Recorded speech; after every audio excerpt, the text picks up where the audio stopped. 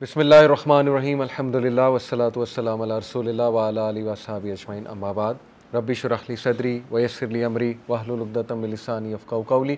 अस्सलामु अलैकुम व रहमतुल्लाहि व बरकातुहू। लास्ट क्लास में हमने चाइल्डहुड के बारे में पढ़ा था, अल्लाह के नबी सल्लल्लाहु अलैहि वसल्लम के। जिन लोगों ने क्लास मिस की तो मैं उनको थोड़ी रिविज़न करा दूँ। हमने पढ़ा कि अल्लाह के नबी सल्लल्लाहु अलैहि वसल्लम ज़ाहिर है उन पे 3 बार ऑर्फन सिचुएशन आई। सबसे पहले उनके वालिद फ़ौत हुए उनकी बर्थ से पहले, फिर उनकी वालदा 6 साल के जब थे फ़ौत हो गई। ये बहुत बड़ा ट्रॉमा था अल्लाह के नबी के लिए। बहुत रोए, एक बार अपनी वालदा की कब्र के पास जाके सहाबा भी रोने लग गए उन्हें देख के। ये आगे की बात है। तो यानी बहुत गम था उनके दिल में। और फिर तीसरी ऑर्फन सिचुएशन, अब्दुल मुत्तलिब की डेथ हो जाती है। फिर हमने कुछ वाक़यात पढ़े, अब्दुल मुत्तलिब का रोल पढ़ा और अब्रहा ने किस तरह अटैक किया। अब्दुल मुत्तलिब कितने करेजियस थे, ब्रेव थे। और इसके अलावा हमने फिर चाइल्डहुड के कुछ वाक़यात, जैसे उनके सीने को जो है वो ज़ाहिर है किया गया और उनके दिल को धोया गया। फिर हलीमा सादिया के हवाले से कुछ वाक़यात बताए। फिर मेन पॉइंट ये था असल में कि रसूलुल्लाह सल्लल्लाहु अलैहि वसल्लम की प्रेजेंस की वजह से हलीमा सादिया के घर बरकत आ गई, उनकी लाइफ में बरकत आ गई। तो यहाँ से स्कॉलर्स कहते हैं कि देखें, जिस नबी की सिर्फ फ़िज़िकल प्रेजेंस में बरकत है तो उसकी टीचिंग्स में अमल करने में बहुत ही बरकत है। तो जितनी सुन्ना की चीज़ें आप घर में अपने लाएंगे और जितनी अपनी लाइफ में लाएंगे, इंशाल्लाह आपकी ज़िंदगी में बरकत ही बरकत होगी। आज डिस्कस हम स्टार्ट यहाँ से करेंगे इंशाल्लाह कि क्वेश्चन ये है कि अल्लाह ताला ने क्यों इतने ज़्यादा टेस्ट और ट्रायल से नबी सल्लल्लाहु अलैहि वसल्लम को गुजारा। और एक बच्चे को यानी अनइमेजिनेबल पेन है कि उनके माँ बाप ज़ाहिर है वो देखे अपनी आंखों के सामने अपनी वालदा की डेथ होते और फिर अपने दादा की भी डेथ होते। तो ये बहुत बड़ा ट्रॉमा होता है बच्चे पे। तो इसकी कुछ रीज़न्स बयान किए हैं इंशाल्लाह क्विकली। सबसे पहले तो ये अल्लाह ताला बावर ये कराना चाहते हैं रसूलुल्लाह सल्लल्लाहु अलैहि वसल्लम को, क्योंकि जिस मिशन के लिए वो जा रहे हैं तो ये बड़ा ज़रूरी था उनकी तरबियत होना कि only Allah is your protector. इसलिए बार बार अल्लाह के नबी सल्लल्लाहु अलैहि वसल्लम की ज़िंदगी में ऐसे हादसात हुए हैं और ऐसे मौक़े पे हुए हैं कि आम आदमी सोच भी नहीं सकता। आम आदमी उस ट्रॉमा को बर्दाश्त भी नहीं कर सकता, शायद पागल हो जाए आम आदमी उस ट्रॉमा से। जैसे शिब अबी तालिब का मौका है और वो बहुत गमनाक मौका है। ज़ाहिर है 3 साल रहे, खाना पीना नहीं है, कुरैश ने बॉयकॉट किया हुआ है। अब उसके बाद हज़रत खदीजा की डेथ हो जाना, मेरा नहीं ख्याल आम आदमी इस गम को सह सकता है। और उसके बाद फिर ताइफ का वाक़या हो जाना, फिर अबू तालिब की डेथ हो जाना। तो ये कुछ ऐसे ट्रॉमेटिक इवेंट्स हैं, लेकिन इसके बावजूद हमें नज़र आता है कि अल्लाह के नबी सल्लल्लाहु अलैहि वसल्लम हमेशा कम बैक कर रहे हैं। और ये बचपन की ही ट्रेनिंग है। देखें, ये एक बड़ा बुनियादी सा साइकोलॉजिकल रूल है कि जब कोई बंदा किसी ट्रॉमा से गुजर जाता है ना, जैसे वो कहते हैं ना, what doesn't kill you only makes you strong. जो चीज़ आपको मारती नहीं वो सिर्फ आपको स्ट्रांग बनाती है, सीधी सी बात है।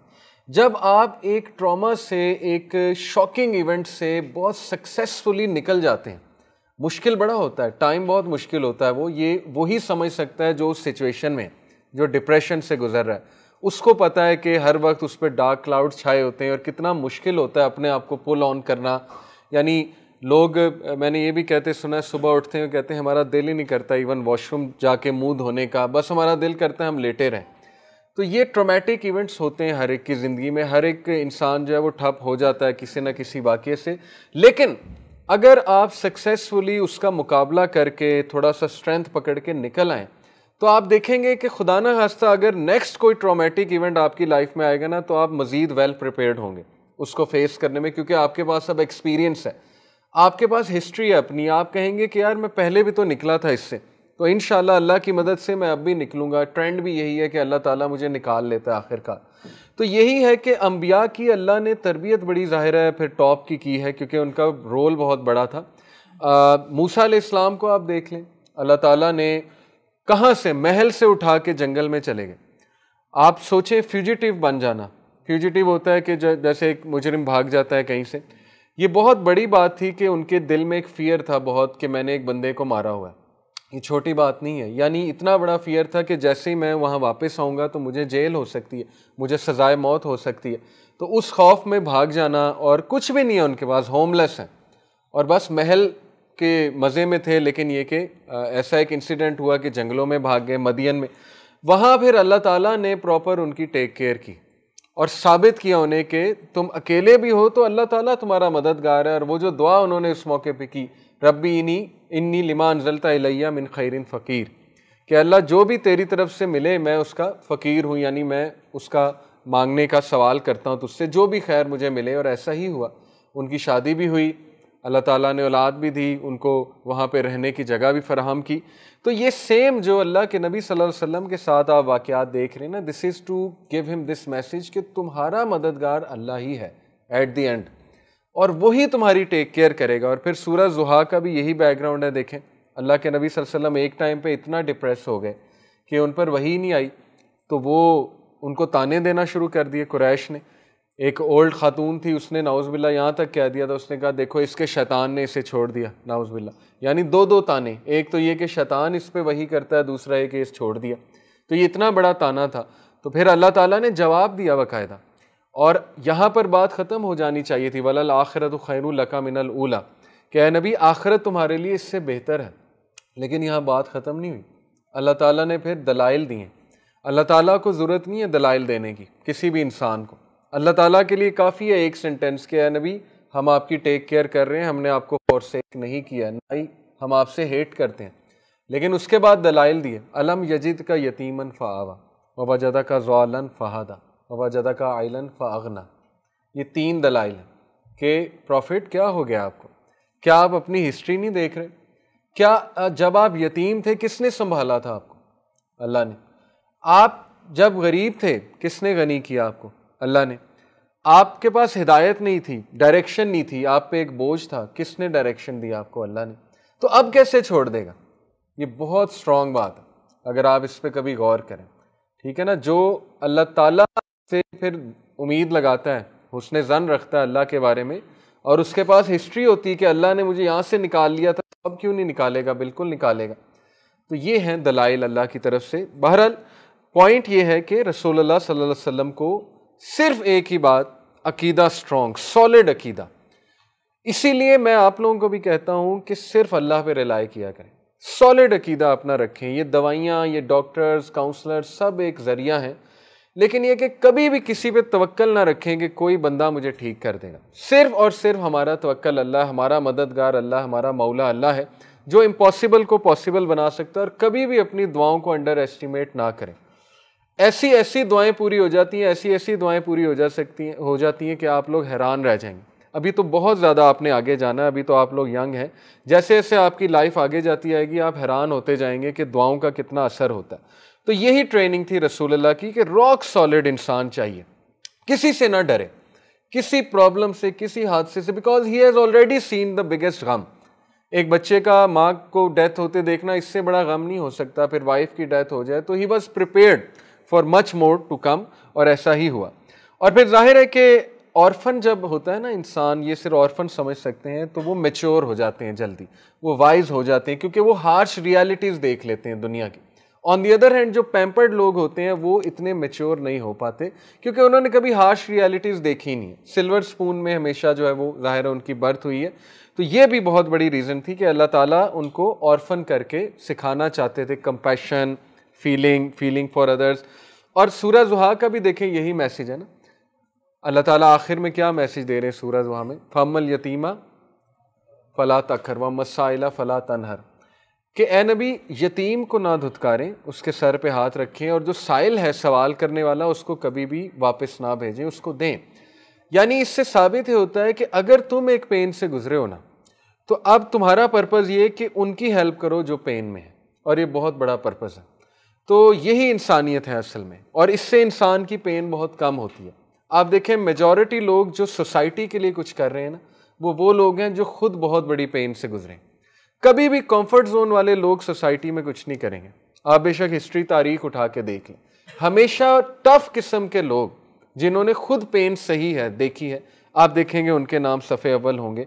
और एक और रीज़न दी गई है यहाँ पे कि अल्लाह के नबी सल्लल्लाहु अलैहि वसल्लम का ताल्लुक ज़ाहिर है बनु साद बिन अबी बकर से जब हुआ, तो he became one of the most eloquent Arabs, और ये उनकी ट्रेनिंग के लिए बहुत ज़रूरी था। तो पॉइंट इज़ दिस, जो आप लोग समझें, पर्सपेक्टिव लेना सीखें लाइफ से, ठीक है। जब भी आप पे कोई बहुत बड़ा गम आए, जब भी आपको नज़र ही ना आए कोई रास्ता, तो हमेशा पर्सपेक्टिव सामने रखें। पर्सपेक्टिव ये मिलता है कि अगर हमारे नबी गम से गुजर सकते हैं इतने ज़्यादा, और इतने बड़े हादसात से गुजर सकते हैं, तो अगर अल्लाह मुझे आजमा रहा है किसी गम से, तो ये कोई बुरी बात नहीं है। मैं बल्कि तफसीर पढ़ रहा था सूरह अंबिया में, जो हैं जो बीमार हो गए थे, अयूब, हज़रत अयूब के बारे में लिखा हुआ था मुफस्सिरीन ने कि हज़रत अयूब को क्यों इतनी पेन हुई और क्यों अल्लाह ताला ने इतना टेस्ट और ट्रायल उनका लिया, सिर्फ इसलिए लोगों को दिखाने के लिए कि टेस्ट, ट्रायल और पेन का मतलब ये नहीं है कि अल्लाह तुम्हें हेट करता है या अल्लाह ताला तुम्हें पनिश कर रहा है, बल्कि अल्लाह ने अपने अजीम तरीन लोगों का भी टेस्ट और ट्रायल लिया है, नेक तरीन लोगों का भी टेस्ट और ट्रायल लिया है। तो ये एक अच्छी बात भी होती है, लेकिन आसानी का सवाल इंसान को करना चाहिए और इसके लिए हमारे नबी ने बहुत सी दुआएं हमें सिखा दी आसानी की। रब्बी यस्सिर वला तुअस्सिर वतम्मिम बिल खैर, अल्लाहुम्मा ला सहला इल्ला मा जअलतहु सहला व अंता तजअलुल हुज़्ना इज़ा शिअता सहला, अल्लाहुम्मा इन्नी अस्अलुकल अफ़्वा वल आफ़ियता फ़िद दुनिया वल आखिरा। ये हम पढ़ते हैं सुबह शाम के अज़कार में, ठीक है ना। तो आसानी का ही सवाल करें, लेकिन ये कि अगर कुछ आ गया है तो उससे पर्सपेक्टिव लेना सीखें, उससे ये देखें कि मुझे सिखाना क्या चाह रही है ये चीज़ मुझे किस चीज़ के लिए प्रिपेयर कर रही है। This will make you wise, ये आपको अक्लमंद बनाएगा, वाइज बनाएगा, ठीक है। तो ज़रा गौर व फिक्र करना सीखें। Early manhood of prophet Muhammad सल्लल्लाहु अलैहि वसल्लम, ज़ाहिर है इतने वाक़यात नहीं है, मेन दो ही वाक़यात हैं, इंशाल्लाह उनको मैं डिटेल में बताऊंगा, एक हिल्फुल फजूल और एक फिजार वॉर्ड्स, लेकिन उससे बहुत से लेसन्स हम अखज़ करेंगे। तो अर्ली मैनहुड से मुराद है 15 से लेकर तकरीबन 20-22 साल तक रसूलुल्लाह सल्लल्लाहु अलैहि वसल्लम के कुछ वाक़यात हमारे सामने आते हैं। तो सबसे पहले तो ये कि अल्लाह के नबी सल्लल्लाहु अलैहि वसल्लम शेफर्ड थे और तमाम अंबिया ऑलमोस्ट शेफर्ड ही थे। हज़रत मूसा अलैहिस्सलाम शेफर्ड थे, हज़रत दाऊद शुरू में शेफर्ड थे, हज़रत ईसा शेफर्ड रहे हैं, कारपेंटर भी रहे हैं। तो शेफर्ड रहना किसी नबी का, इसमें बहुत सी हिकमतें इंशाल्लाह वो मैं अभी आपको बताता हूँ। एक बार रसूलुल्लाह सल्लल्लाहु अलैहि वसल्लम ने कुछ लोगों को देखा, शेफर्ड्स को देखा, ये बहुत आगे की बात है, जब अल्लाह के नबी सल्लल्लाहु अलैहि वसल्लम नबूवत पे हैं, तो उन्होंने उन्हें एक मशवरा दिया। उन्होंने कहा कि I advise you to find the tree of the अरक, a special type of tree, and find the darker branches because it will be better for your flock. वो इतना हैरान हुए शेफर्ड्स, उन्होंने कहा कि यार रसूलुल्लाह आपको इतनी डेप्थ में पता है कि यानी एक तो ट्री ऑफ अरक हमने फाइंड करना और ऊपर से उसकी डार्कर ब्रांचेस, ये फ़ायदेमंद है। तो अल्लाह के नबी सल्लल्लाहु अलैहि वसल्लम मुस्कराए और कहा ये इसलिए है क्योंकि मैं भी एक शेफर्ड था। अब यहाँ पे एक बड़ा इंपॉर्टेंट पॉइंट है कि नेवर बी शाई ऑफ योर पास्ट। शेफर्ड जाहिर है एक गरीब आदमी होता है, लेकिन ये कि अल्लाह के नबी ने कोई शाइनेस इसमें नहीं ली। मैं अल्लाह का नबी हूँ, आज दुनिया मेरे कदमों पे है, लेकिन ये क्या, आई वॉज अ शेफर्ड, मेरा बैकग्राउंड ये एक हम्बल बैकग्राउंड से थे अल्लाह के नबी सल्लल्लाहु अलैहि वसल्लम। और ज़ाहिर है एक और वर्जन में फिर आता है कि अल्लाह के नबी सल्लल्लाहु अलैहि वसल्लम ने फरमाया, ये मुस्नद अहमद की हदीस है, Musa was sent when he was a shepherd, यानी मूसा अलैहिस्सलाम पे नबूवत तब आई जब वो शेफर्ड थे, और दाऊद पे नबूवत तब आई जब वो शेफर्ड थे, and I too was a shepherd in Ajyad. Ajyad एक इलाका है, इस वक्त अजियद हॉस्पिटल है मक्का में, वो अजियद का इलाका है, वहाँ पे रसूलुल्लाह सल्लल्लाहु अलैहि वसल्लम बकरियाँ चराया करते थे। ओके, अब इसकी हिकमतें क्या हैं, विजडम क्या है शेफर्ड बनने की और बकरियाँ चराने की, बहुत सी हिकमतें हैं, वन बाय वन इंशाल्लाह हम सारी डिस्कस करते हैं।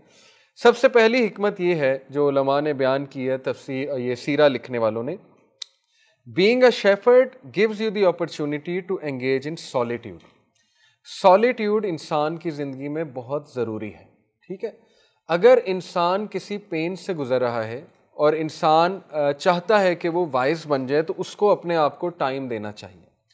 होता क्या है, ऑन द कॉन्ट्ररी, गोरों से जो हिडोनिज्म से हमें एक्चुअली एस्केपिज्म की फ़िलासफ़ी मिली है ना, गोरे क्या करते हैं अनफॉर्चुनेटली, जब उन पे कोई पेन आती है, वो अपने आप को इस तरह की जहनी मसरूफियात में डालते हैं कि वो ये समझते हैं कि इससे पेन चली जाएगी। ऐसे नहीं होता। वो शराब पीना शुरू कर देंगे, बार में जाना शुरू कर देंगे, प्लेजर में लग जाएंगे, ठीक है ना। बहुत ड्रिंक करते हैं, आपको पता है उनके गम ही इतने होते हैं कि वो ड्रिंक कर करके अपने आप को भुलाना चाहते हैं। तो ऐसे चीज़ नहीं भूलती। You have to face the pain, जैसे रूमी का भी कॉल है ना कि कभी कभी पेन को फेस करने से पेन जाती है, आपको आंखें खोलनी पड़ती। You have to be brave. खुदा ना खास्ता किसी को कोई टर्मिनल इलनेस हो गई, अल्लाह ना करे, अल्लाह ना करे, या किसी को कोई ऐसी बीमारी निकल आई कि वो सोच भी नहीं सकता कि मुझे बीमारी हो जाएगी। अब जाहिर है कि एस्केपिज्म से तो वो बीमारी हल नहीं होने वाली है। बहादुरी ये है कि उसको फेस किया जाए, उस सिचुएशन को, सॉलिट्यूड में जाया जाए, अपने आप को टाइम दिया जाए, अल्लाह के आगे रोया जाए, पर्सपेक्टिव लिया जाए उससे। तो यही बात है कि शेफर्ड जो है वो सॉलिट्यूड में होता है। आप देखेंगे कि बड़ी इंटरेस्टिंग बात है, आपको जितने भी रिलीजियस लोग मिलेंगे वो नेचर के बहुत करीब है। आपको ऐसे नॉन मुस्लिम जो इस्लाम बहुत जल्दी कबूल कर लेते हैं, या वो माउंटेनियर्स होंगे, या वो साइकिलिस्ट होंगे, या वो इस तरह के लोग होंगे जो नेचर बहुत बाइकर्स होंगे, आप देखें इस्लाम जब उन पर प्रेजेंट होता है वो गॉड को फ़ौरन मान लेते हैं। ऑन दी अदर हैंड आपको दुनिया की रिचेस्ट कंट्रीज एथियस्ट मिलेंगे जो दुनिया में गुम है, जिनके पास सोचने का ही टाइम नहीं है। आप चाइनीज़ को देख लें, उनकी ज़िंदगी का मकसद क्या है कि बस अपनी कंट्री को सर्व करना, टेक्नोलॉजी बढ़ाना। तो ये तो कोई ज़िंदगी का मकसद ना हुआ ना, उससे तो देखें कितने साइकोलॉजिकल इश्यूज पैदा हो गए उनके। इसलिए याद रखें कि नेचर के इंसान जितना करीब होता है वो अल्लाह के करीब होता है।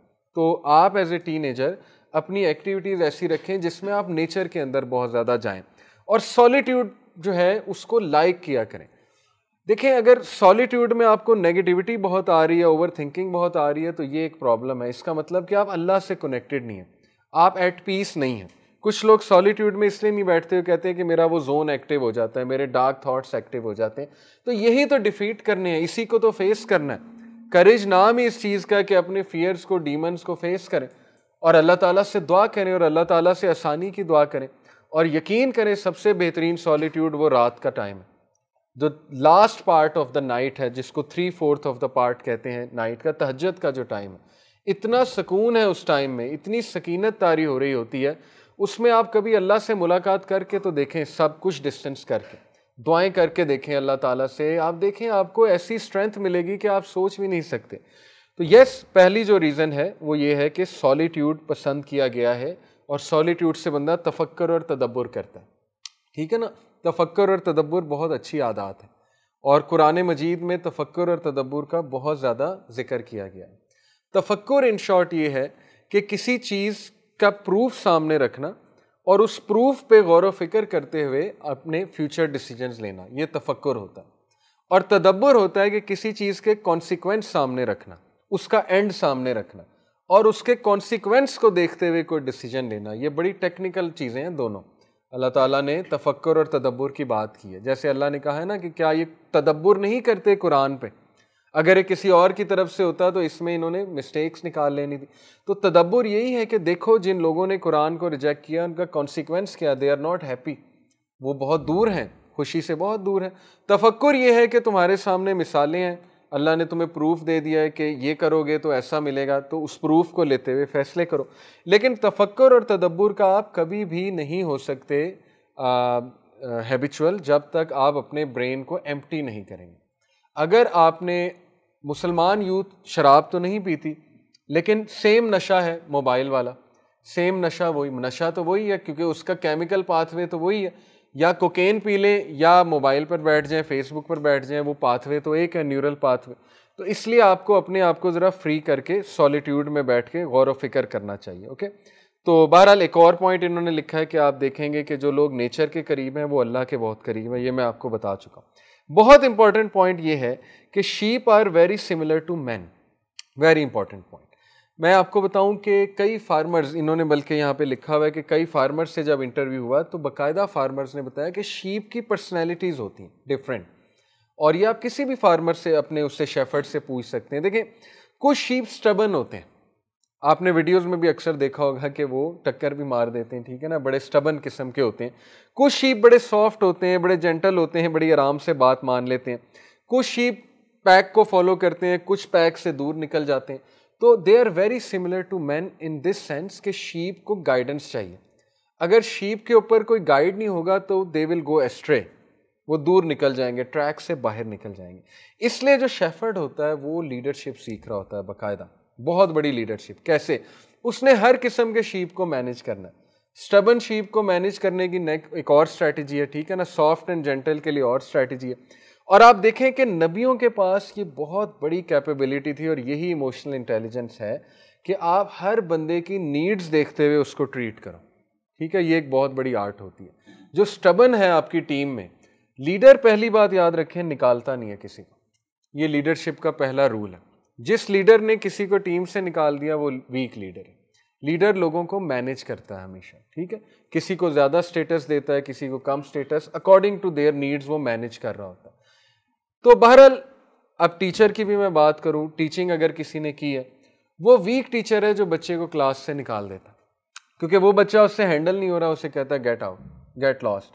तो वो उसका काम आसान हो जाता है। असल टीचर और असल लीडरशिप तो ये है कि आप उसी राउडी बच्चे को आगे बिठा के पढ़ाते भी हो आप और वो पढ़ता भी है, ये असल में स्ट्रेंथ है।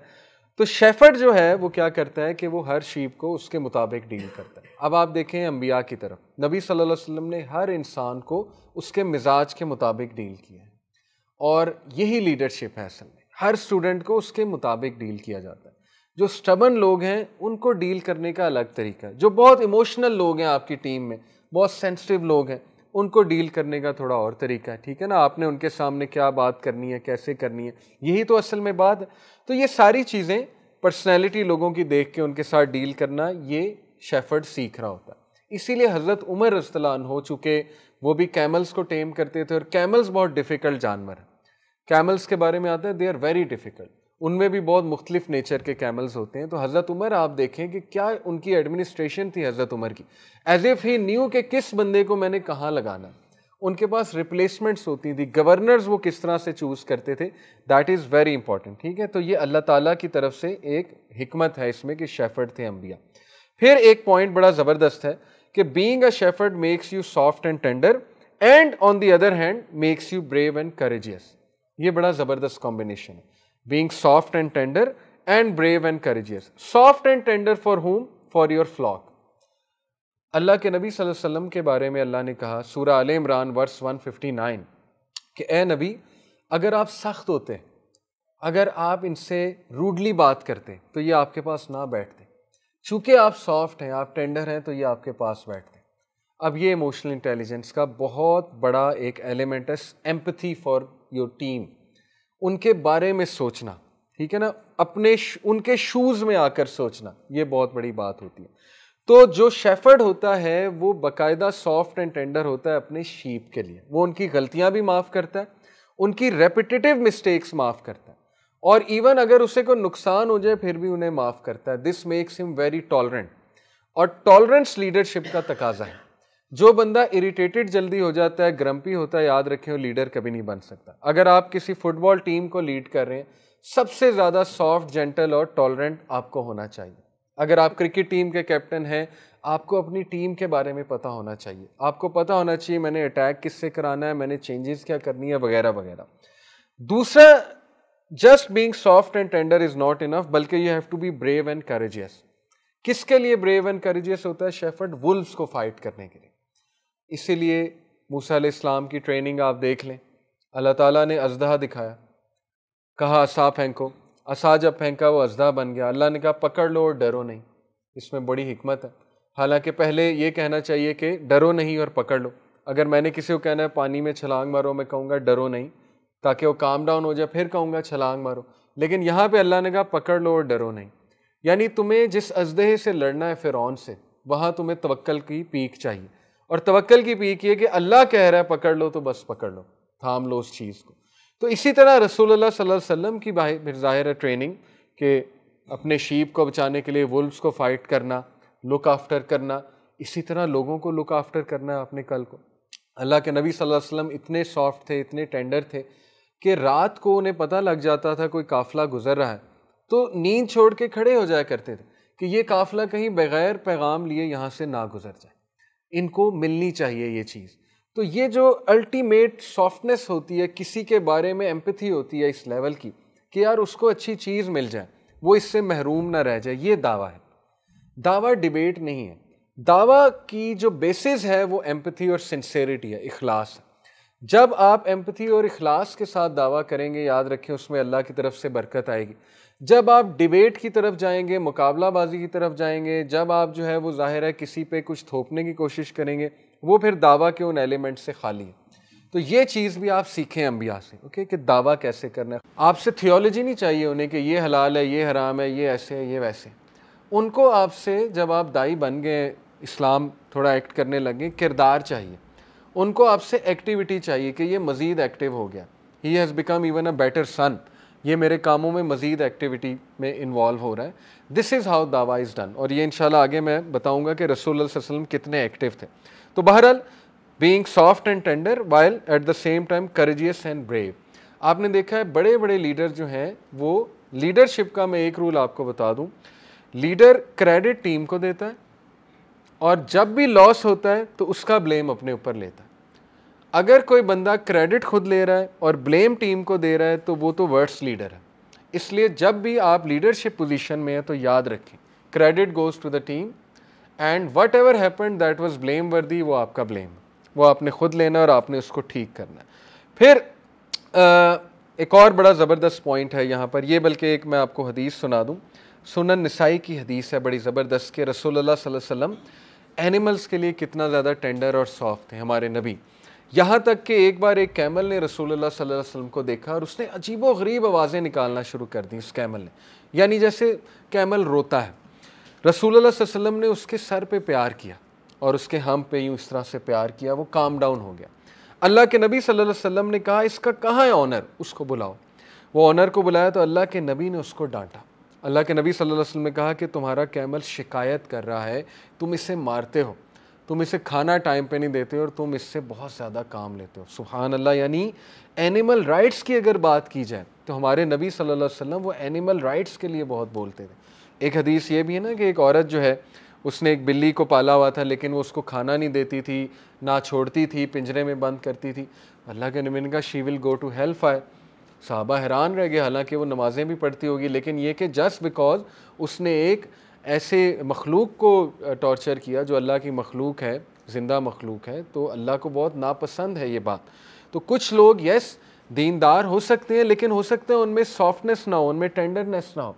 इसीलिए इसका सवाल करना चाहिए अल्लाह से कि अल्लाह मेरा हार्ट सॉफ्ट बना दे, टेंडर बना दे। एक शख्स आया ना रसूलुल्लाह के पास, तो अल्लाह के नबी सल्लल्लाहु अलैहि वसल्लम ने बच्चों को चूमा, तो उसने कहा या रसूलुल्लाह मैंने तो आज तक नहीं चूमा अपने बच्चों को।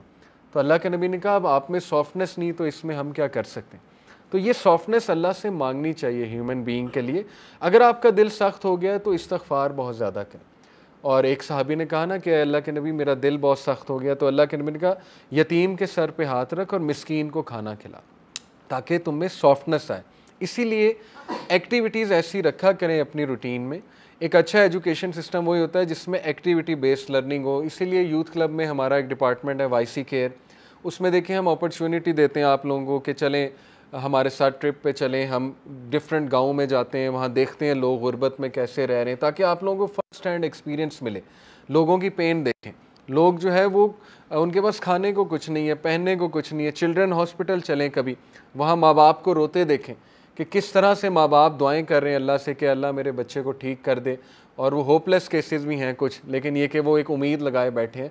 तो इससे ये कि आप में टेंडरनेस आएगी। ग्रेव यार्ड्स को विज़िट किया करें, जनाज़ों को फॉलो किया करें। अगर आपके मोहल्ले में आपको पता लग रहा है, गो टिल द एंड, जाया करें, देखा करें कैसे उसको दफना रहे हैं। ये बड़ा ज़रूरी है, आप लोगों की ये ट्रेनिंग है, ठीक है, हैंड्स ऑन अप्रोच है। इससे इंसान टेंडर बनता है। और बहुत बड़ा पॉइंट कि एनिमल्स पे रहम करना।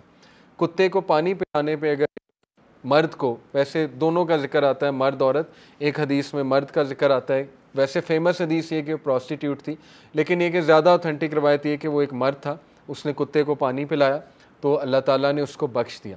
तो कोई भी जानवर हो उस पर रहम करना और उसको लुक आफ्टर करना, ये एक बहुत बड़ी बात है वैसे, ठीक है ना।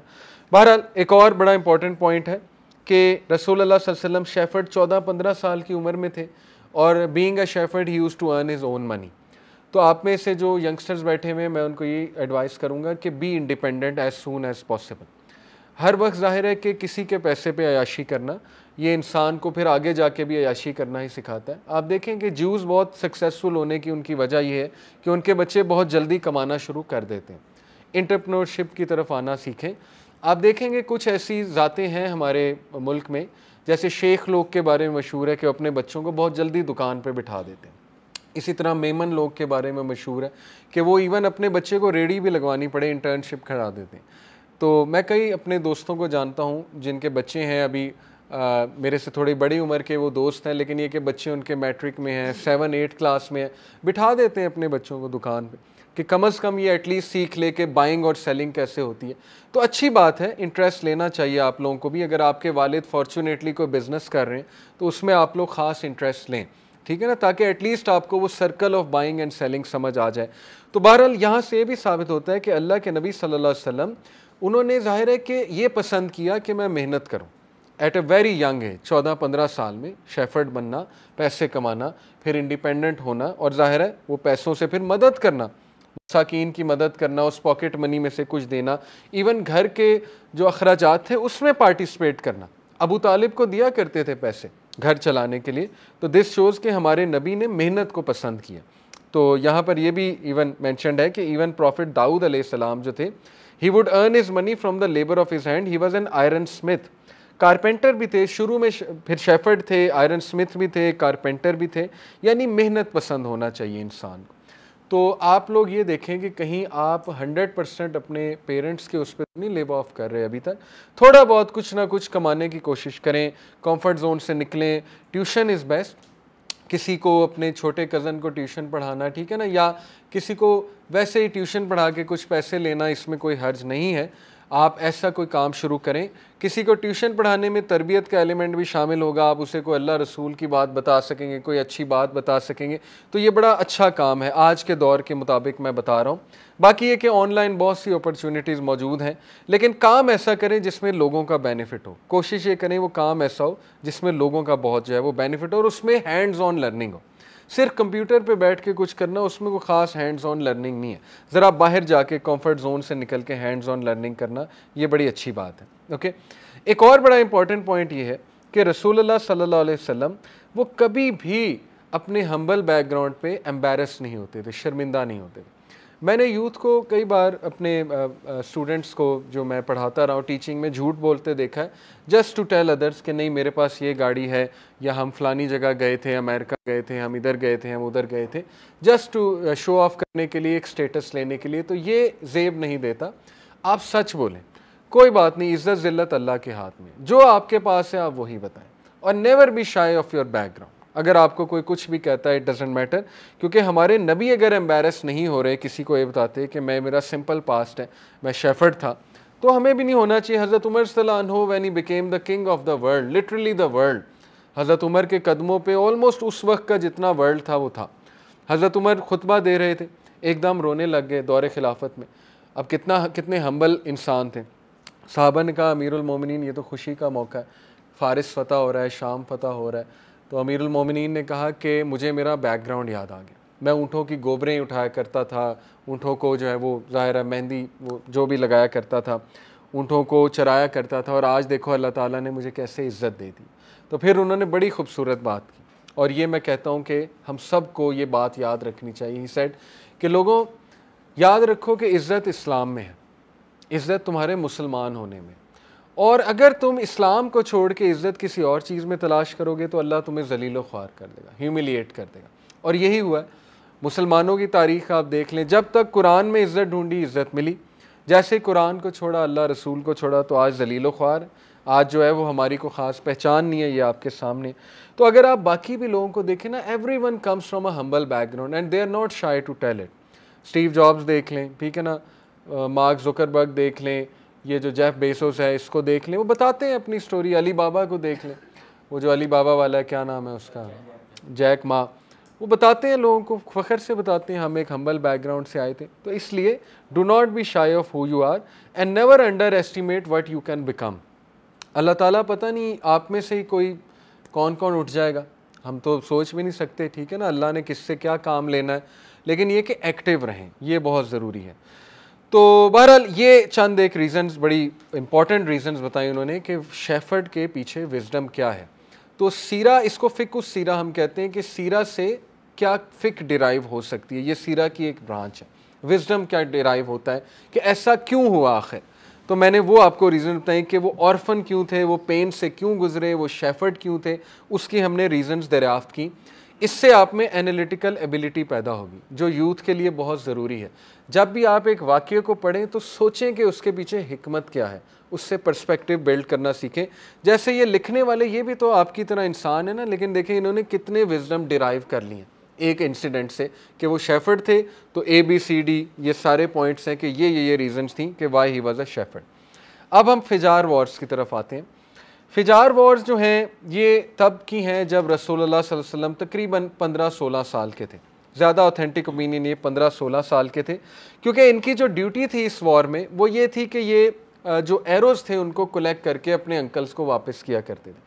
और ये बहुत बहादुरी का काम है अगर आप इस पे सोचने बैठे।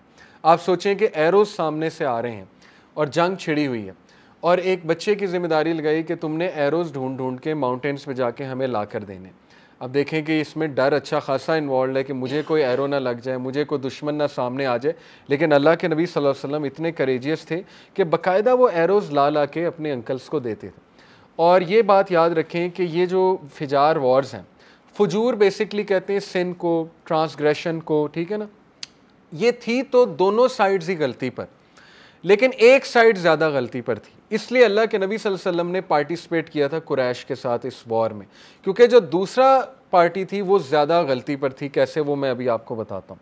इसीलिए अल्लाह के नबी सल्लल्लाहु अलैहि वसल्लम ने कहा कि मैंने रिग्रेट नहीं किया इस वॉर में पार्टिसिपेट करना, क्योंकि ज़ाहिर है रूल ये है कि जब दोनों पार्टीज़ गलत हैं लेकिन एक पार्टी ज़्यादा गलत है तो आप ज़ाहिर है कि थोड़ा सा लेसर ईवल का साथ दो। ये रूल आपको पता है ना, हर चीज़ में फ़िक में इन्वॉल्व होता है कि lesser evil, going for the lesser evil. जैसे आजकल एक डिबेट ये भी चलती है ना कि वोट किसको दें।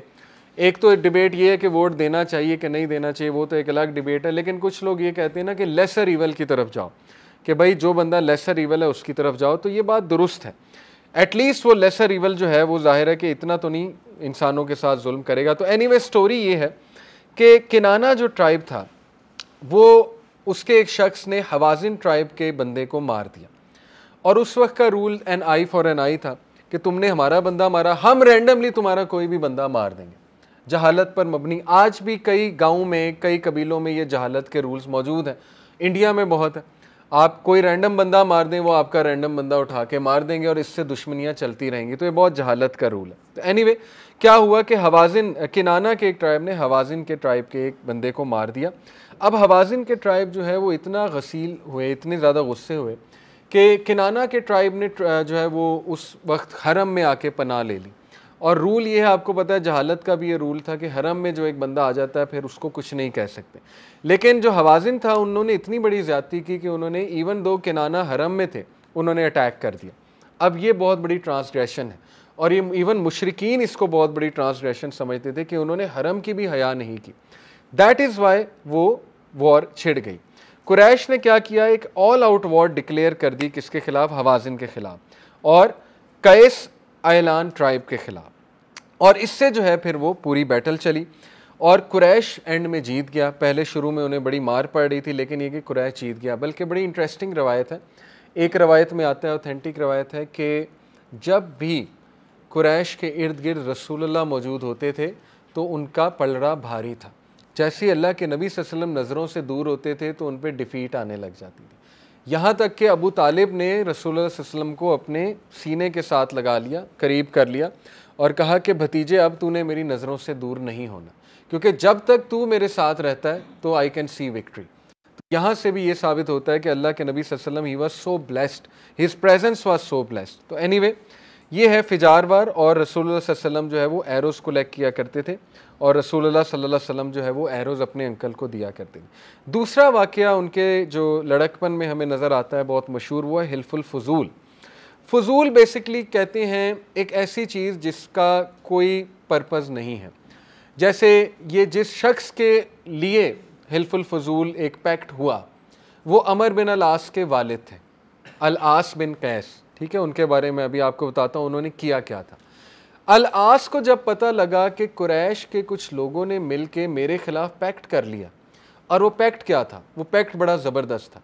वो पैक्ट ये था कि हम नो मैटर कोई बंदा कुरैश का है, कोई बंदा पॉलिटिशियन है, कोई बंदा बहुत बड़ी बला है, हम ऑप्रेसर के खिलाफ, हम ऑप्रेसर के खिलाफ ऑप्रेस्ड का साथ देंगे। तो ये सुन के अमर बिन अलास के वालिद को बड़ा गुस्सा चढ़ा और उन्होंने कहा कि इनका क्या बिजनेस है, what, this is none of their business. यानी ये एक फजूल काम में क्यों हिस्सा ले रहे हैं, ऐसे काम में जिनमें इनका कोई बिजनेस नहीं है। दैट इज़ वाई इस पैक्ट का नाम रखा गया हिल्फुल फजूल, the pact of none of your business. ठीक है, ये इसका मतलब है। तो उन्होंने इसका नाम ये रख दिया कि इट इज़ आवर बिजनेस। अब ये इस्लामिक कॉन्सेप्ट है, याद रखें। हदीस है, रसूलुल्लाह सल्लल्लाहु अलैहि वसल्लम ने फरमाया, The best sentence to Allah is when a person says Subhanaka Allahumma wa bihamdika wa tabarak asmuka wa ta'ala jadduka wa la ilaha ghayruk. ये हम नमाज में भी कहते हैं. और भी कई बेस्ट अज़कार हैं, लेकिन जाहिर है रसूलुल्लाह का one of the best is this. And the worst sentence to Allah is when a person says to his brother, fear Allah, ittaqillah, and he says none of your business. ये अल्लाह के लिए worst है. Okay? जब अगला बंदा कहे none of your business. क्यों? क्योंकि this is our business. याद रखें नहीं अनिल मुनकर का कॉन्सेप्ट, ये बहुत इंपॉर्टेंट पॉइंट है. लोग कहते हैं ना तुम्हें क्या तकलीफ़ है LGBT से, तुम्हें क्या तकलीफ़ है मर्द मर्द से मोहब्बत कर रहा है, तुम्हारा इसमें क्या जाता है. हमें ये तकलीफ़ है कि इससे सोसाइटी पे इम्पैक्ट आएंगे. जैसे नहीं अनिल मुनकर की खूबसूरत मिसाल सही बुखारी में अल्लाह के नबी ने दी कि उसकी मिसाल ऐसे है जैसे एक कश्ती है. कश्ती के 2 फ्लोर्स हैं, दोनों फ्लोर्स पर कुछ लोग हैं. नीचे वाले फ्लोर के लोग जो है उन्हें पानी चाहिए. वो ऊपर वालों को देख के कहते हैं कि ना हम एक कश्ती में होल क्रिएट कर रहे हैं थोड़ा सा पानी निकालने के लिए, तुम्हें कुछ नहीं कह रहे, तुम चिल करो, तो बस हमें बस पानी चाहिए. अब ऊपर वाले कहें ओके ठीक है, तो क्या होगा, कश्ती डूब जाएगी. कश्ती डूबेगी, ऊपर वाले भी मरेंगे, नीचे वाले भी मरेंगे. अब मसला ये है कि हमें ये मसला है कि आप अपनी फ़िलासफ़ी जो है हमारे बच्चों पे थोप रहे हैं. आप रेनबो जैसी खूबसूरत क्रिएशन के कलर को LGBTQ से मुंसलिक करते हुए हमारे बच्चों को रेनबो कलर्स कंडीशन कर रहे हैं कि इसका मतलब LGBTQ है. आप अपना फ़लसफ़ा थोप रहे हैं दूसरों पे. हमें ये तकलीफ़ है तो हम रोकेंगे, हम बात भी करेंगे. जब फेमिनिज़म की वेव आएगी, मेरा जिस्म मेरी मर्ज़ी, उससे भी हमें ये तकलीफ़ है कि सोसाइटी पे असरात आते हैं. तो इसलिए मुसलमान ये नहीं कहता नन ऑफ माई बिज़नेस. आज मेजॉरिटी हमारी यूथ का जो है ना वो कंडीशन हो चुके हैं कि भाई हमारा इसमें क्या है, करने दो जो कुछ करता है, जियो और जीने दो वाली पॉलिसी है. तो ऐसा नहीं है. ये इंसानियत की मेराज के ख़िलाफ़ है. ये पस्त सोच है कि मेरा इसमें क्या है. ऐसा नहीं है. देखें वो मुशरिकीन थे, लेकिन इवन दो वो मुशरिकीन थे, इस्लाम से दूर थे, उनमें इतनी सेंस ऑफ जस्टिस थी कि भाई हमने मजलूम का साथ देना है, डजेंट मैटर. ठीक है. एक और बड़ा इंपॉर्टेंट पॉइंट इससे साबित होता है जो बड़ा इंपॉर्टेंट है कि नॉन मुस्लिम्स का ऐसी मूवमेंट में साथ देना जो इंसानियत के लिए अच्छी है वो जायज़ है. अनफॉर्चुनेटली हमारे यहाँ जो हमें सिखाया गया है एक ऐसा तबका पाया जाता है जो समझता है नॉन मुस्लिम से नफ़रत करनी चाहिए. जस्ट बिकॉज एक बंदा नॉन मुस्लिम है तो बस वो नफ़रत के लायक है, और वो है ही कुछ नहीं, उसकी हैसियत ही कुछ नहीं है. आपकी सोच है. मुतइम बिन अदी, रसूलुल्लाह सल्लल्लाहु अलैहि वसल्लम ने उसके बारे में पता है क्या कहा. ये वो शख्स है जिसने ताइफ से वापसी पे रसूलुल्लाह कहा कि मैं देखता हूँ तुझे कौन हाथ लगाता है, मक्का में एंटर हो. यानी इतना बड़ा काम किया मुतइम बिन अदी ने. और रसूलुल्लाह सल्लल्लाहु अलैहि वसल्लम ने एहसानमंद रसूलुल्लाह सल्लल्लाहु अलैहि वसल्लम ने कहा जंग बदर के मौके पे कि आज अगर मुतइम ज़िंदा होता और वो मुझे कहता कि इन प्रिजनर्स को छोड़ दो फ्री में, तो मैं छोड़ देता, कोई रैंसम लिए बगैर. कितना ऑनर किया एक नॉन मुस्लिम को. तो नॉन मुस्लिम होने का ये मतलब नहीं है कि हम अगले को जो है बहुत नीच समझें. ठीक है ना. वो अल्लाह के साथ उसका मामला, हिदायत अल्लाह के हाथ में है. तो इसलिए यहाँ से भी साबित होता है कि अगर नॉन मुस्लिम की कोई अच्छी मूवमेंट है, जैसे वो ब्लड डोनेशन की मूवमेंट कर रहे हैं, उनका साथ देना बिल्कुल चाहिए. अगर वो किसी इनजस्टिस के ख़िलाफ़ खड़े हो गए, आप बिल्कुल उनका साथ दें, उनके साथ शरीक हों. जैसे वेस्ट में ये चीज़ रेलेवेंट है. अभी पाकिस्तान में तो नॉन मुस्लिम इतने गालिब नहीं है. कल को आप अमेरिका चले गए, कहीं UK चले गए, आप वहाँ सोसाइटीज़ देखेंगे. कई सोसाइटीज़ हैं जो हैं तो क्रिश्चियन, लेकिन ये कि वो ओवरऑल ह्यूमैनिटी के लिए कोई काम कर रही हैं. ठीक है ना, जिसमें ह्यूमैनिटी का फ़ायदा है, या ये कि वो ओवरऑल कोई सोशल वर्क के लिए काम कर रही हैं, तो बिल्कुल आप उनका साथ दें. क्यों? क्योंकि रसूलुल्लाह ने कहा कि आज भी हिल्फुल फजूल होता और मुशरिकीन करते तो मैं उनका साथ देता. ये सही हदीस से साबित है. ठीक है. तो इसलिए बड़ा इंपॉर्टेंट पॉइंट है कि एक्टिव होना सोसाइटी में. बहरहाल वाक़या ये है. और हिल्फुल फजूल के मौके पे रसूलुल्लाह सल्लल्लाहु अलैहि वसल्लम वो अपनी अर्ली 20s में थे. तो वाक़या पेश आया ज़ुल्क़ादा में. ये ट्रीटी बड़ी ब्लेसेड ट्रीटी है क्योंकि ज़ुल्क़ादा जो है it is one of the sacred months. हुआ ये कि यमन से एक शख्स जो है वो हज करने आया था, और वो शख्स था ज़ुबैद ट्राइब से. तो वो शख्स जो है वो कुछ चीज़ें मर्चेंट था, उसने कुछ चीज़ें बेची, लेदर था उसके पास, नंबर ऑफ़ आइटम्स थे. तो अल आस इब्न वाइल जो थे, अमर बिन अल आस जो हैं, ये भी नाम याद रख लें, अमर बिन अल आस. अमर बिन अल आस वो सहाबी हैं जो नेगोशिएट करने गए थे किससे, किंग नजाशी से, मुसलमानों को वापस करने के लिए. Jafar bin Abi Talib was debating with him and Jafar bin Abi Talib defeated him in debate. तो अमर बिन अल आस बहुत इंटेलेक्चुअल, बहुत पॉलिटिशियन, बड़े लेवल के पॉलिटिशियन थे। तो अमर बिन अल आस के वालिद भी बहुत बड़े पॉलिटिशियन और असर व रसूख वाले इंसान थे। बहरहाल यानी वो ऐसे इंसान थे जिनको कोई हाथ नहीं लगा सकता था। हुआ ये कि उन्होंने इनसे कुछ लेदर और कुछ चीज़ें ख़रीदी और इनके वालिद ने इन्हें कहा कि मैं ना तुम्हें हज के बाद पैसे दे दूंगा। तो उस शख्स ने एहराम बांधा होता और एहराम बांधी हुई हालत में वो एहतजाज करता रहा। वो आया इनके वालिद के पास, इनके वालिद ने झंडी कराई, कहा कल आना। कल आया, कहा कल आना। कल आया, कहा कल आना। वो बेचारा तंग आ गया, उसने कहा ये तो मेरे पैसे ही नहीं दे रहे। अब उन्होंने एहतजाज करना शुरू किया, हर कबीले के पास गए और कहा कि ये शख्स मेरे साथ ज़्यादती कर रहा है, कि आप मेरा साथ नहीं देंगे। लोगों ने टाल मटोल की बातें बनाना शुरू की कि अच्छा चलो देखते हैं ये वो। एवरीवन मेड एक्सक्यूज़, क्यों? क्योंकि ही वॉज पावरफुल और बड़ा असर व रसूख था उनका। बड़ा डिसअपॉइंट हुए वो। अब उन्होंने एक अजीब स्ट्रैटेजी चली। इस शख्स ने एक पोइम लिखी और देखें कि अरब्स को पोइम इतनी नेचुरल आती थी ना, जैसे पाकिस्तानियों को जुगतें आती ना, इस तरह अरब्स को पोइम आती थी अंदर से। तो वो पोइम ऐसी लिखी उसने कि वो पोइम ने लोगों को रुला दिया। और वो काबा के सामने खड़े हुए, असर के टाइम जब लोग जमा हुआ करते थे, तो उन्होंने पोइम लिखी और पोइम में लोगों से शिकायत की। वो थोड़ी सी मैं आपको पढ़ता हूँ। O family of Fihr, Fihr Quraysh को कहते हैं ना। O family of Fihr, I am the one who has been unjustly treated because of my merchandise. I am in the valley of Mecca, far away from my home, so will you not protect me. ये मतलब poem के कुछ अल्फाज हैं, अरबी में थी ज़ाहिर है पोइम, लेकिन ये उसका तर्जमा है। और उसने कहा I am still in my ihram, my hair has not been combed and I haven't even finish my umrah. Where are my man to help me? Between the Hijr and the Hajar you are doing this to me. Hijr से मुराद यानी जो round semi circle है, हजर से मुराद Hajar Aswad है। The true haram belongs to those who are noble, the true haram belongs to those who are noble. वो ये कहता रहा कि किधर हैं नोबल लोग, क्या वो हरम की बका नहीं रखेंगे, क्या वो हरम की हिफाजत नहीं करेंगे? There is no sanctity to the one who wears a thobe and while he is a cheater and steals and a lowly person. इससे उनकी गैरत जागी। यानी आज साबित होता है कि कुछ ऐसा कलाम होता है जिससे लोगों की गैरत जागती है। इसीलिए मैं यूथ को हमेशा मशवरा देता हूँ, इलामा इकबाल की poetry will make you stand up. मैंने कई लोगों को ये कहते सुना है कि हमें डिप्रेशन से इलामा इकबाल की पोइट्री ने निकाला है।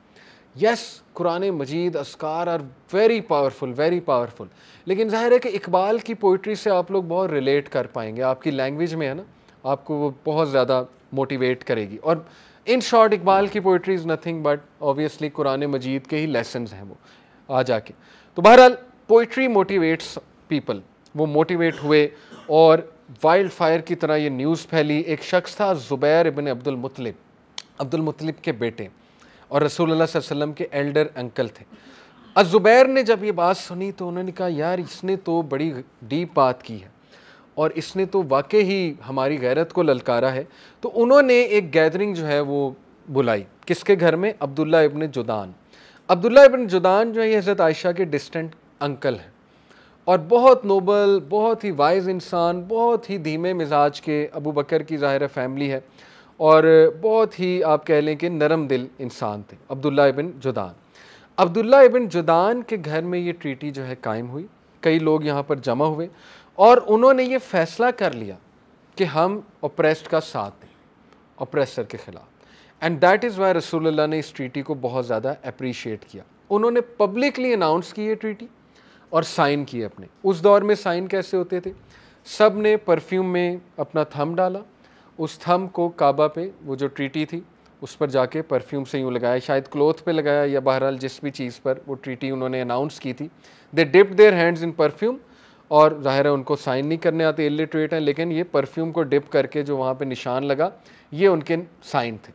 दैट इज़ वाई इसको हिल्फल मुतय्यबीन भी कहा जाता है। इस ट्रीटी को मुतय्यबीन से मुराद तैयब से निकला है, मुतय्यबीन, तैयब से मुराद है परफ्यूम, यानी वो ट्रीटी जो परफ्यूम वालों ने की, ये भी इसका एक नाम है। लेकिन ये कि हिल्फुल फजूल इसका ज़्यादा मशहूर नाम है कि it is the treaty of no business, none of your business. तो उन्होंने कहा कि नहीं ये हमारा बिज़नेस है। अरब्स की तारीख में ऐसी ट्रीटी आज से पहले कभी नहीं हुई थी। ऐसी ट्रीटी जिसमें उन्हीं के लोग अपने ही लोगों के खिलाफ खड़े हो जाएं, ये एक बहुत खुशाइन बात थी कि ये कभी नहीं हुआ। अदरवाइज़ क्या होता था कि अरब्स अपने ट्राइब के लिए लड़ के मर भी जाते थे चाहे उनका ट्राइब गलत भी हो। लेकिन ये एक बड़ी यूनिक ट्रीटी थी और ये एक निशानदही थी इस चीज़ की कि अब अरब सोसाइटी ठीक होने वाली। वाई? बिकॉज रसूलुल्लाह सल्लल्लाहु अलैहि वसल्लम की मौजूदगी, just because of his blessed presence. आप देखेंगे अल्लाह ताला ने अरब से ये काम भी कराया। और ये एक और चीज़ शो करती है कि अरब्स में कुछ खसूसियात तो थीं, इनर ज़ाहिर है ऐसी, जिसकी वजह से वो अच्छाइयों की तरफ गए। इससे ये साबित होता है कि हर कौम में कोई ना कोई अच्छाइयाँ मौजूद हैं, तो सबको डिसमिस नहीं करना चाहिए। देखिए, नॉन मुस्लिम सोसाइटी की तरफ अगर आप तवज्जो देंगे, उनमें बहुत सी अच्छी खसूसियात आपको मिल जाएंगी। कई नॉन मुस्लिम्स आप देखेंगे वो सच बोलते हैं। अब ये एक अच्छी बात है, वो ऑनेस्ट हैं, वो पंक्चुअल हैं, वो इंटेग्रिटी के साथ काम करते हैं, ठीक है ना, उनमें झूठ का कॉन्सेप्ट है ही नहीं। तो ये अच्छी क्वालिटीज़ हैं। इसलिए किसी भी नॉन मुस्लिम सोसाइटी की अच्छी क्वालिटीज़ बयान करना ये कोई बुरी बात नहीं है। इससे ये नहीं, मुसलमानों में देखें कितनी खराफात हैं, अल्लाह माफ़ करे, करप्शन, झूठ बोलना, दो नंबरी करना, ये तो मुसलमानों में ज़्यादा आ गई हैं। On the other hand you will see के नॉन मुस्लिम जो हैं उनमें बड़ी खसूसियात, उनकी तवज्जो इस तरफ दिलानी चाहिए कि let me give you something जो आपको नरिश करेगा इस चीज़ में। देखें, डिसमिसिव अप्रोच कभी भी दावा में नहीं चलेगी। ये बात याद रखें कि आप उनके कल्चर को टोटली डिसमिस कर दें, आप कहें आपके पास तो है ही कुछ नहीं, आप लोग फारिग हैं, आप लोग बर्बाद हैं, तबाह हैं, इससे कभी भी वो आपकी बात नहीं सुनेंगे। आप हमेशा इस अप्रोच से जाएं कि मैं आपको एक ऐसी चीज़ देने लगा हूं जो आप में मज़ीद निखार लाएगी। ये ज़्यादा अच्छी अप्रोच होती कि देखो आप में पहले ही इतनी क्वालिटीज़ हैं, लेकिन ये कि डोंट यू वांट समथिंग कि ये क्वालिटीज़ मज़ीद पॉलिश हों, ये क्वालिटीज़ मज़ीद नरिश हो जाएं। यही काम हमेशा आप अपने रिलेटिव्स को दावा करते हुए किया करें, डिसमिस नहीं करना। याद रखें, जब तक मैं डिसमिस करता आया हूँ अपने रिलेटिव्स को, जब शुरू में दीन में आया, ज़ाहिर है इंसान बड़ा, इसको एक टर्मिनोलॉजी हमारे उस्ताद कहते हैं लक्कड़ पहाड़, कि इंसान बड़ा लक्कड़ पहाड़ होता है, ठीक है ना, लोहा पहाड़, लक्कड़ पहाड़, एक टर्मिनोलॉजी डंग मार ये बहुत ही एक्सट्रीम है, ठीक है ना, हर एक को फारिग करना, मनहज से आउट करना, डंग मार इसे कहते हैं। तो वो इतनी कोई ख़ास फ़ायदेमंद नहीं है। चंद एक लोग आ जाएंगे, ज़्यादातर आपसे दूर भागेंगे। जैसे ही स्ट्रेटजी चेंज की कि ऑल इंक्लूसिव स्ट्रेटजी, ठीक है ना, और डिसमिसिव ना हो, बात सुन लें अगले की, तो दैट वर्कड एक्चुअली। आप अगला आपको कोई किसी की बात सुना रहा है, अगर आपको वो शख्स, आप उससे डिसएग्री करते हैं, मिसाल के तौर पे किसी ऐसे स्कॉलर का उन्होंने नाम लिया जिससे आप टोटली डिसएग्री करते हैं, आपको पसंद ही नहीं, आप फ़ौरन डिसमिस कर दें कि जी ये आपने क्या नाम ले लिया, इनको तो पता है कुछ नहीं, वो अगली बात आपकी सुनेंगे नहीं। बेहतर ये कि आपके हाँ ठीक है, इन्होंने बड़ी अच्छी बात की, लेकिन ये कि मैं आपको ये भी बताता हूँ, थोड़ा एक और एंगल भी देता हूँ, एक और पर्सपेक्टिव भी देता हूँ, तो that is a very good approach. तो बहरहाल पॉइंट इज़ दैट कि इंसान को ऑल इंक्लूसिव अप्रोच और डिसमिसिव अप्रोच के साथ नहीं जाना चाहिए। तो बहरहाल यहाँ से एक बड़ा इंपॉर्टेंट पॉइंट ज़ाहिर होता है कि देखें, हालांकि ये जो है ना अब्दुल्ला इब्न जुदान बहुत नेक सीरत आदमी था। नेक सीरत से मुराद है कि गरीबों को खाना खिलाना, जेनरोसिटी, और देखें कितना बड़ा इसने काम किया, ओप्रेस्ड के ख़िलाफ़ जो है, ओप्रेस्ड के हवाले से ओप्रेसर के ख़िलाफ़ जो है कदम उठाया। लेकिन हज़रत आयशा ने एक बार रसूलुल्लाह सल्लल्लाहु अलैहि वसल्लम से पूछा कि या रसूलुल्लाह, अब्दुल्ला इब्न जुदान का क्या मामला है, क्या वो जन्नत में जाएगा? अल्लाह के नबी सल्लल्लाहु अलैहि वसल्लम ने कहा नहीं, क्योंकि उसने एक बार भी ज़िंदगी में रब इग़फ़िरली नहीं कहा कि ऐ मेरे रब मुझे माफ़ कर दे, ऐ मेरे रब मुझे माफ़ कर दे। इससे बड़ा इंपॉर्टेंट पॉइंट साबित होता है कि एक इंसान जिस तक इस्लाम पहुंच जाए, उसकी दावत पहुंच जाए, इसके बावजूद वो कबूल ना करे, तो वो अल्लाह ताला के आगे कोई एक्सक्यूज़ नहीं दे सकता। और क्राइटेरिया इज़ वेरी सिंपल। देखें, इट डज़ंट मेक सेंस अगर मैं आपको ये कहूँ कि एक इंसान बहुत अच्छा है, बहुत नेक है, लेकिन वो अपनी वालदा को पहचानता भी नहीं है, अपनी वालदा के पास जाता भी नहीं है, और उसने अपनी वालदा से कभी ताल्लुक़ भी कायम नहीं किया, तो विदाउट अ सेकंड थॉट आप मुझे कहेंगे वो कौन सा अच्छा इंसान है? ऐसे ही है ना।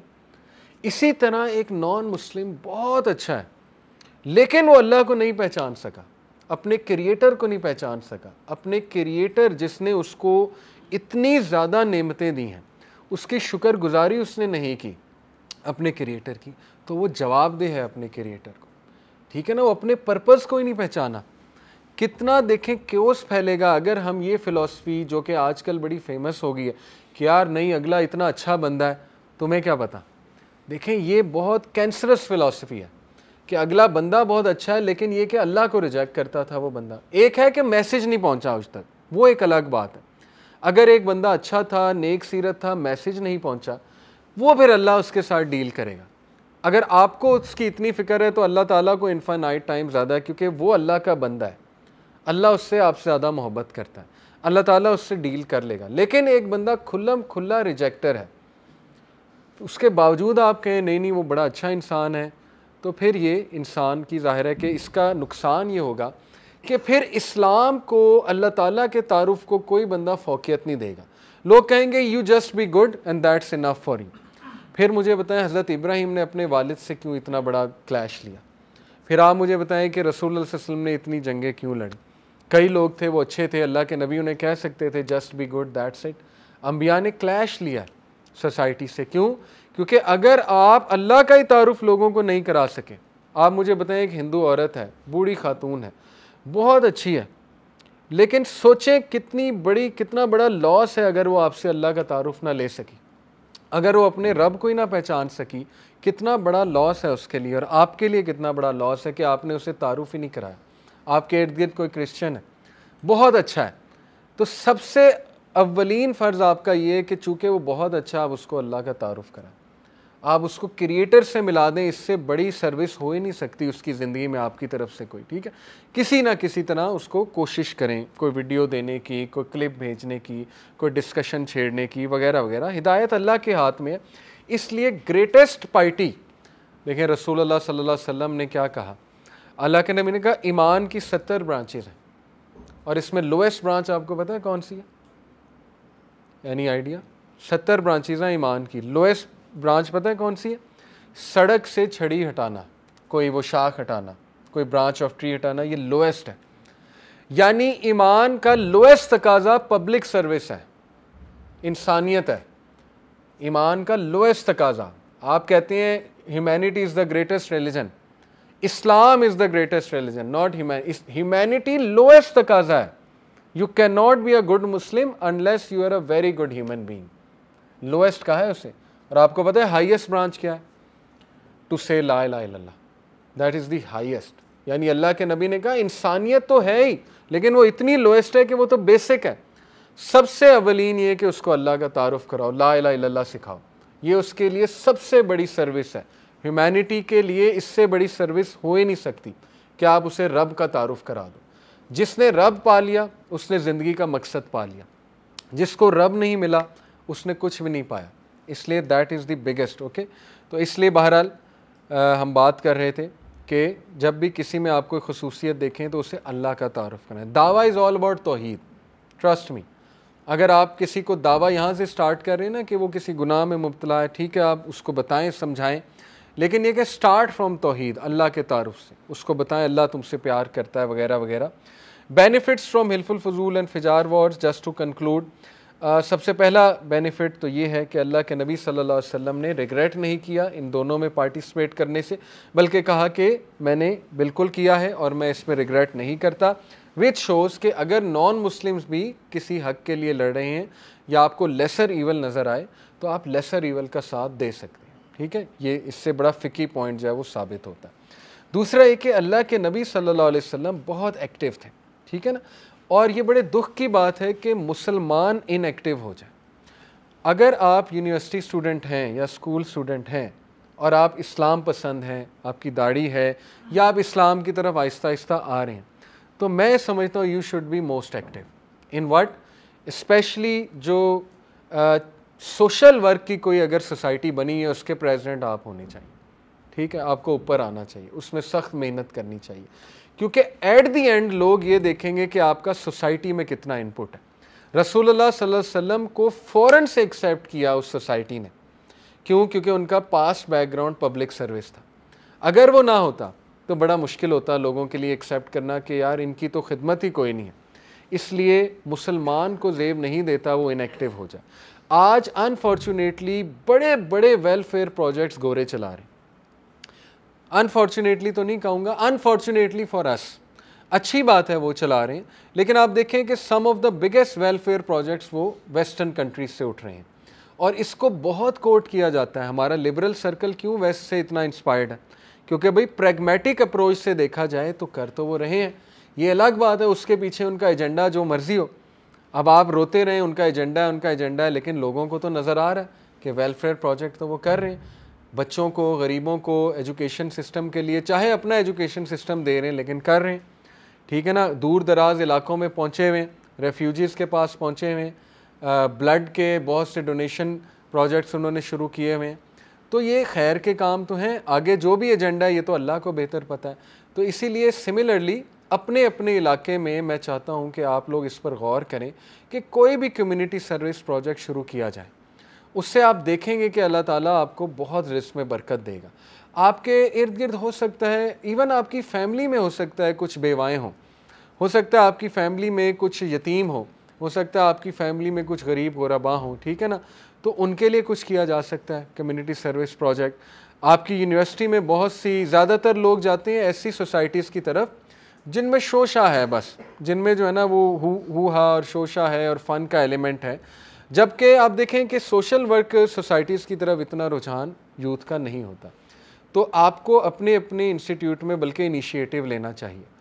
आपको चाहिए कि वहाँ पे कैरेक्टर बिल्डिंग सोसाइटी शुरू कर दें, सोशल वर्क सोसाइटी अगर ठप हुई हुई है उसको एक्टिव करें, कुछ सोचें क्या कर सकते हैं, ठीक है ना। तो ये बहुत बड़ा काम होगा मैं समझता हूँ, और इससे साइलेंट मैसेज जाएगा अगलों को, यकीन करें इससे साइलेंट मैसेज जाएगा। मैंने जितने लोग देखे हैं जो इस्लाम से इंस्पायर होते हैं वो आ जाके लोगों के किरदार से इंस्पायर होते हैं, लफ्ज़ों से कम होते हैं लेकिन उनके कैरेक्टर से, उनके सोशल वर्क से ज़्यादा होते हैं।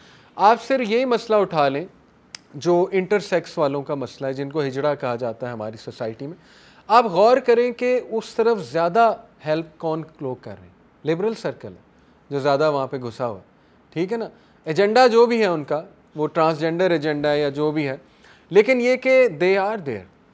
और आप देखेंगे बहुत कम कि रिलीजियस लोगों की तवज्जो बहुत कम जाएगी ऐसे मसलों की तरफ, ठीक है ना।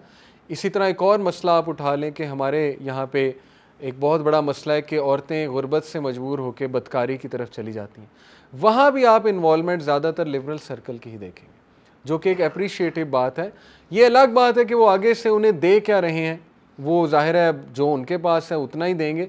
तो कितना ही अच्छा हो कि अगर रिलीजियस लोग जो है इस तरफ तवज्जो दे दें, अगर रिलीजियस लोग जो है वो इस तरफ जाना शुरू कर दें, उनको ज़रा दावत देना शुरू कर दें, ठीक है ना। बहुत सी चीज़ें हो सकती हैं। तो एज़ यूथ आप लोगों में एनर्जी भी है, तो कोई भी ऐसा काम आप देखें जो इनजस्टिस पर मबनी है, उसके ख़िलाफ़ आवाज़ उठाना किसी भी मौके पे, ये मत देखें मेरी आवाज़ से चेंज आएगी कि नहीं आएगी, ये फुलिश बात है। आपने अपने आप को बरी ज़िम्मा करना है इस बात से कि कल को अल्लाह ताला मुझसे सवाल ना कर ले। तो एटलीस्ट इतना आपने करना है कि भाई मैंने कोई ना कोई आवाज़ तो उठाई थी ना। चेंज आनी है कि नहीं आनी है वो अल्लाह को बेहतर पता है, ठीक है ना। वो आनी होगी, अल्लाह ताला आपको चेंज दिखा देगा उससे, लेकिन ये कि हमने चलो एक कंकरी तो रख दी ना उस रोड पे। तो जितनी भी ह्यूमन वैल्यूज़ हैं उनके प्रोजेक्ट्स में आप लोग बढ़ चढ़ के हिस्सा लिया करें, और यंग एज में लेंगे तो ज़्यादा अच्छा है। आगे जाके तो लोग ज़रा सीरियस हो जाते हैं, यंग एज में कि टाइम नहीं होता, ज़्यादातर लोग अट्रैक्शन की तरफ जाते हैं, ग्लैमर की तरफ जाते हैं, लेकिन यंग एज में अगर आप जाएंगे तो ये अल्लाह ताला के लिए बहुत ज़्यादा एक ऐसी बात होगी, he will appreciate you a lot.